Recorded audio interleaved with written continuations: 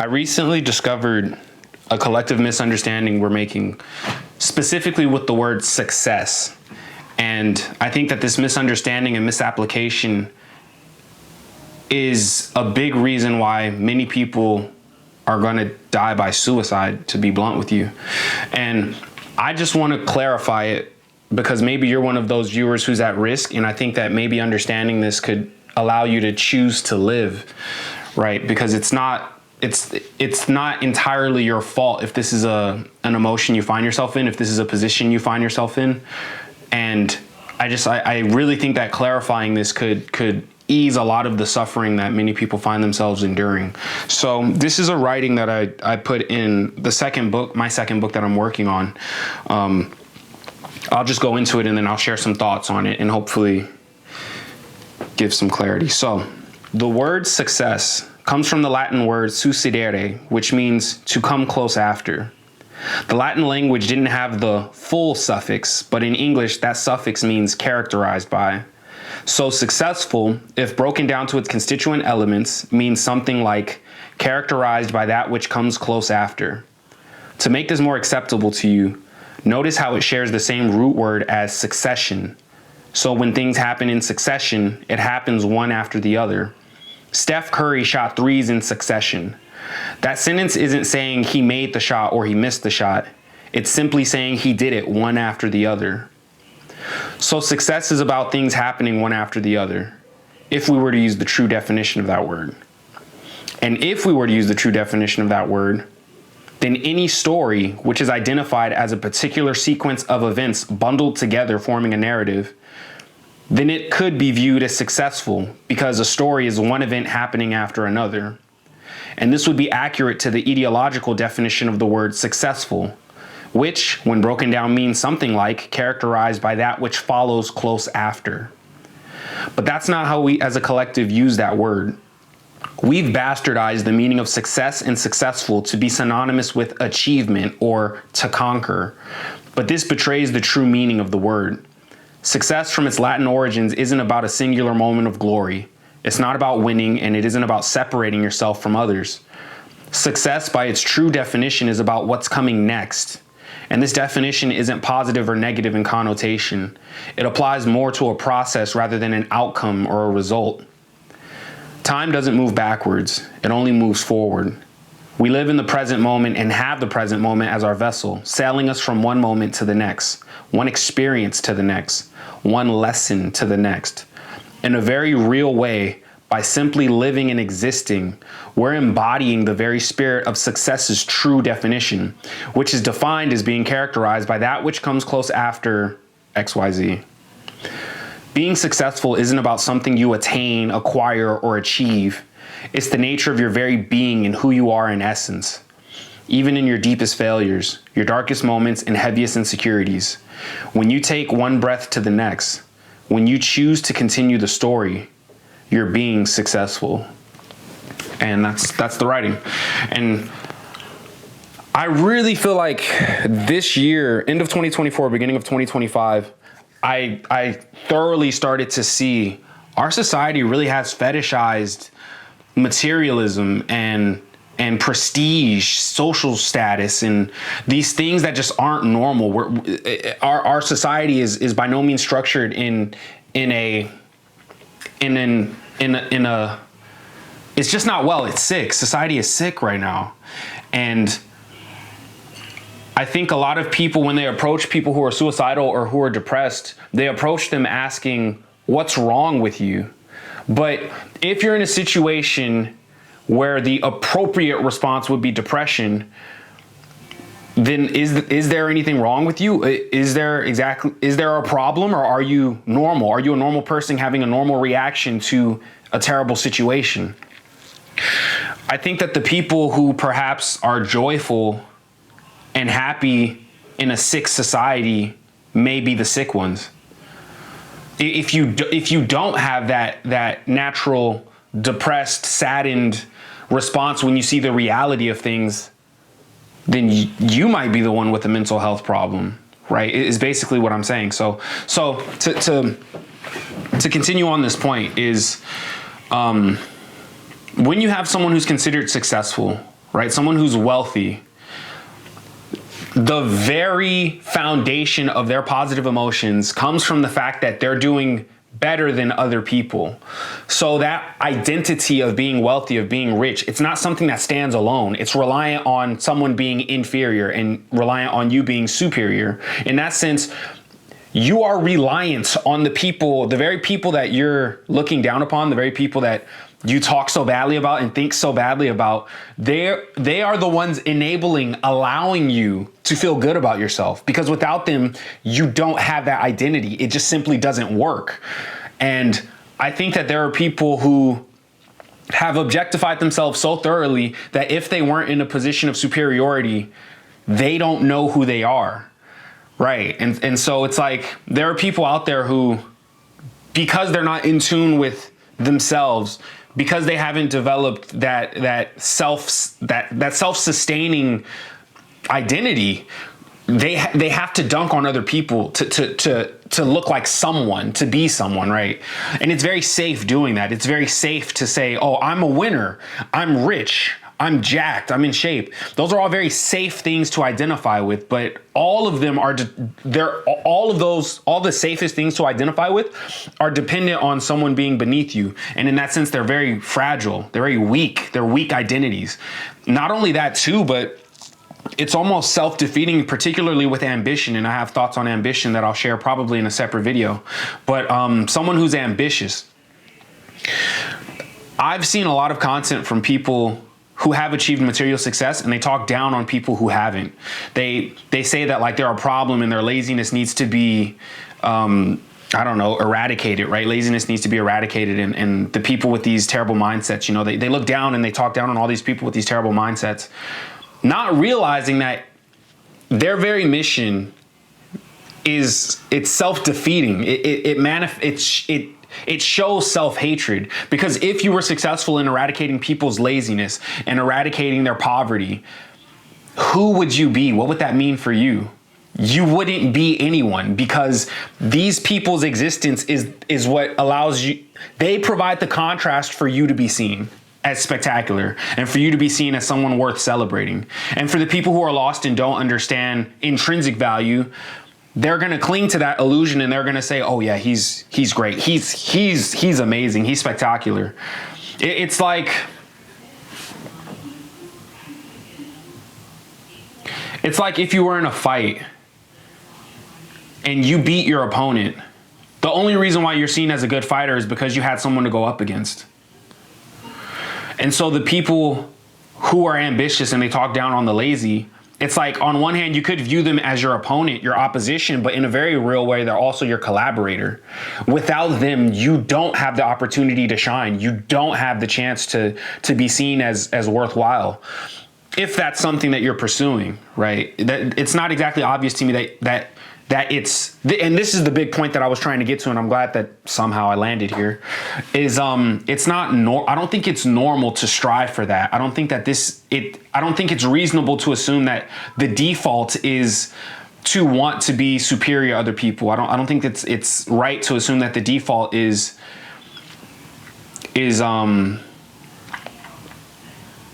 I just don't think that the way that we frame the world is right. Okay, and so society just assumes that everyone should be ambitious, everyone should be successful. It essentially assumes that who you are is insufficient, so you're behind the baseline.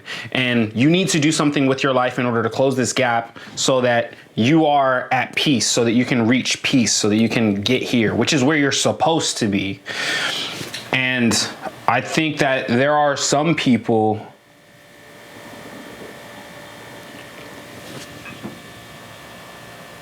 let me phrase this carefully.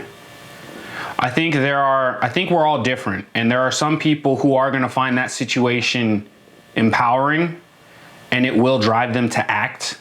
It will drive them to do it. But I also think that there are some people who are wired with temperaments and with personalities such that it's discouraging. It destroys them. It makes them less capable. It doesn't allow them to realize their potential. And that if you were to put them in a different context, I think that they could, if we are still trying to set achievement as the standard, under a different context, these people will achieve in a similar way as the people who are in a favorable position, right? So we all have different temperaments, right? And so there are some people who, when they're under pressure, they're gonna do well. They thrive under pressure for whatever reason, you know, maybe it's psychological, maybe it's emotional, whatever the case may be. There are some people who are going to succeed under pressure. And then there are some people for whom no pressure is going to allow them to achieve and expand their capabilities and their potential. And then there are people who are somewhere in between, right? There's like no pressure, you know, absolute pressure. And then there are people who are somewhere in between. And our society has fetishized achievement and the misapplication of the word success. We fetishized it so thoroughly that we seem to believe that this is the ideal, where when you can succeed in maximum pressure, that's what you should strive for. And anyone who isn't that is wrong, or they need to fix themselves, right? People are a problem that need to be fixed. But that's just not how I view it. And I don't think that that's a correct way of viewing people, right? As if there's some ideal human being that we can all be judged against, right? And this ideal human being is someone who, you know, does great under maximum pressure and who is, I don't know, competitive as hell. And like, it's like, there's just like this blueprint of like how a human being is supposed to be. And I think that you need to throw away that concept. I think that concept is oppressive and anti-human and encourages people to feel bad about themselves in an undue manner, right? You are who you are, and there's not a problem with that. There are certain circumstances where you are ideal, and there are other circumstances where you're not. That's not to say that you need to be fixed so that you're ideal in all circumstances. That's just to say that you're you. Like, if you had a nail, right, and you needed to hammer it in, this water bottle, it's not that the water bottle is a problem. The water bottle doesn't need to be fixed. It's just not the right tool for the job. So I get the hammer and then whack, you know, I do it. But then when I'm thirsty, this water bottle is exactly what I need. It's this perfect, right? That's how I view human beings. Is there is no good or bad. There are contexts where you're going to thrive and where you're appropriate, and there are others where you're not. And as far as getting people to live, if we want human beings to live, then we have to understand that there are different ways of treating people where they are going to live. We're going to get their performance, and I'm trying to be careful with my words, because I don't think that human beings are exactly something that needs to be used. You're not like a tool. You're not like a hammer or like a bottle of water. You don't explicitly need to be useful. I think that your usefulness is incidental to you living. It's incidental. It's not something that like you try to make happen or you have to go for. It happens just as a result of you being around. So I had an example of this too, is in the movie The Matrix, right? Neo, he's like fighting against Mr. Smith. This is a Hollywood blockbuster from years ago. And Mr. Smith is a machine, and he's having a hard time understanding Neo. You know, he's got Neo on the ground, and Neo is like struggling to get up. He's still trying to fight despite all the resistance and all the suffering and all the pain that comes with fighting against Mr. Smith. And Mr. Smith just asks him, he's like, it's a beautiful monologue. He's like, why do you do it? Why do you proceed? He's like angry, he's frustrated. Why are you still going? Neo stands up and he looks at him and he says, because I choose to. And there are a lot of people who are like Neo, where it's not going to be the pressure of a situation. It's not like when Neo stood up, he was like, because I have to save humanity. It wasn't like the pressure of having to do that is what got him going. What got him going was just the decision. He just chose to. He's like, I choose to continue in spite of how hard this is. And I think that there are people who are being put under a lot of pressure to justify their existence, pressure to be successful, pressure to be like some ideal that's arbitrary as shit. It's like all of that pressure is forcing them to cave in a situation where if they had the choice, they would succeed. I hate that I'm using that word incorrectly, but they would achieve. They would become everything that they could become if they were allowed to choose to. But they're not allowed to choose to. The choice has been ripped away from them, and instead they're obligated to. You're obligated to become this person. It's your job. You're forced to. And there are some people for whom that's going to be beneficial. There are a lot of people for whom it isn't. And I don't think that there's anything wrong with those people. That's just to say that there's a different way that we need to treat them so that they can become everything that they're capable of becoming. Right. And so in that sense, I think allowing failure to be a viable option could actually be liberating for some people.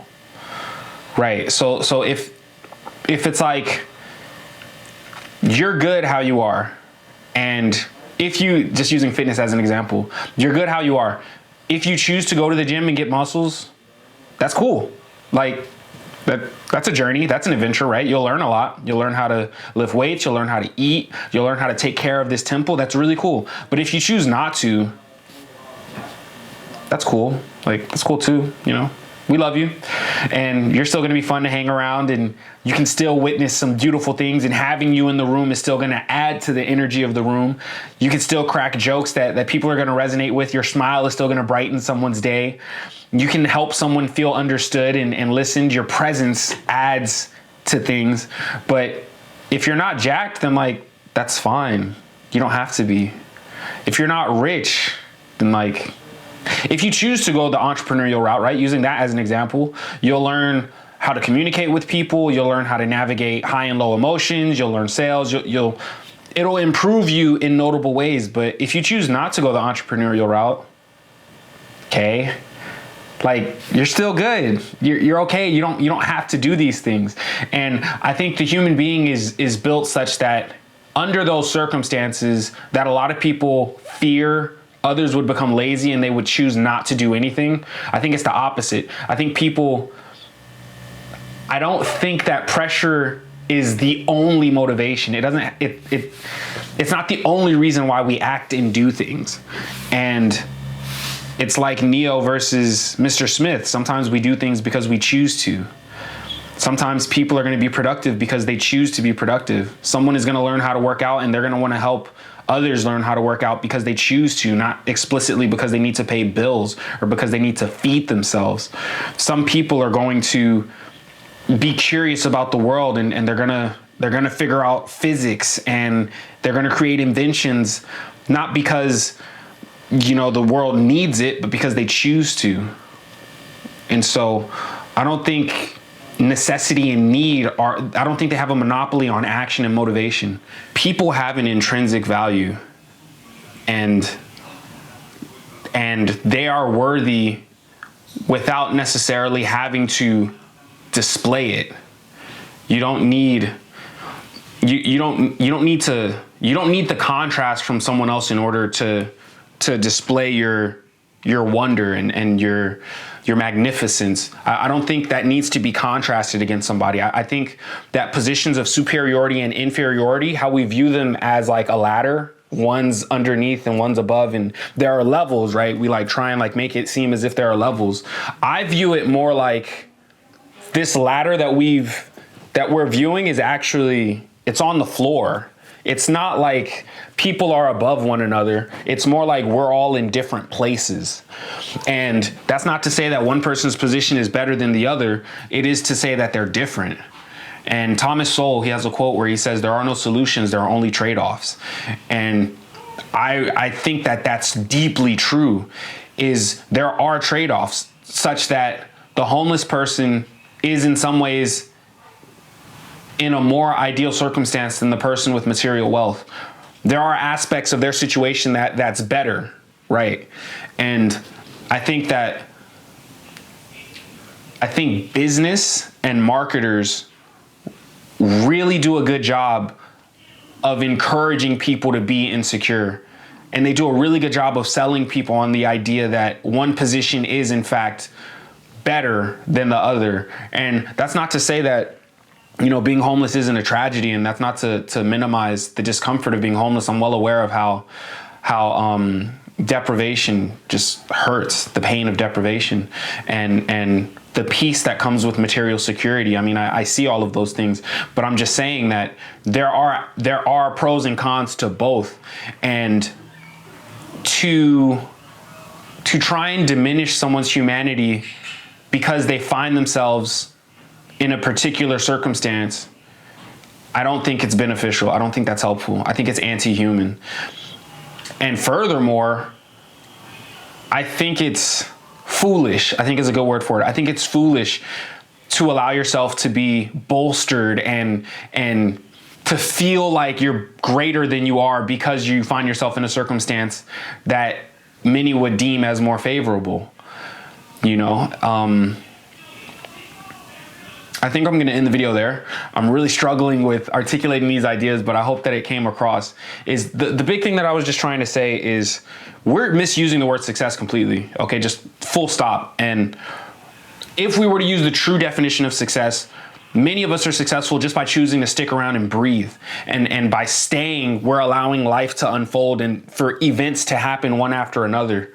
And that is a success. You don't have to do anything more than... Your presence is more than enough to warrant you being a success. And if you want achievement, and if social status is something that appeals to you and you want to pursue those things, then you can do that. But you're by no means obligated to. It's not something that you have to do to justify your existence. It's not like you're behind the starting line and you have to do something grand in order to achieve baseline, where you can just be at peace with yourself and you can just be okay with who you are and with being here. I disagree with that. And I think that society encourages us to think that way. And the more people achieve clarity on that, the less people will fall victim to it, and the less people who are going to feel like because they can't close that gap, they can't close that deficit, then humanity would be better off without them, and they choose to leave. Your presence is more than enough. I'm thankful that you're still here, and I'm thankful that you're still doing this life thing. You are a success if you choose to stick around and stay. My best friend, he didn't stick around and stay, and I wish he did. There was one other point I wanted to wrap up with as well. I think that pretty much covers it, right? Society is sick. We're misusing our words. We're not valuing people correctly. We're not seeing people correctly. And I think the more of us get that clarity and spread that clarity, the better the world's going to be. So thank you for watching. I'll see you on the next one.